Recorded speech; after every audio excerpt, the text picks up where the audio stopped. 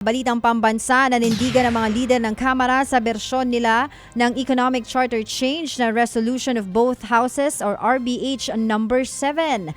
Ayon kina Senior Deputy Speaker Aurelio Gonzales at Tingog Party List Representative Jude Asidre, sumusunod sila sa batas. Hindi raw tulad ng RBH 6 ng Senado kung saan nabanggit ang mga katagang each house voting separately.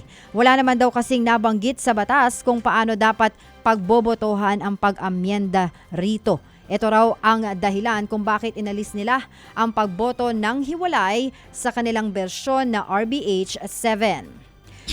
Kinumpirma naman ni Cebu City Mayor Michael Rama na dadalo siya sa prayer rally para kay dating Pangulong Rodrigo Duterte sa kanilang lugar sa Linggo.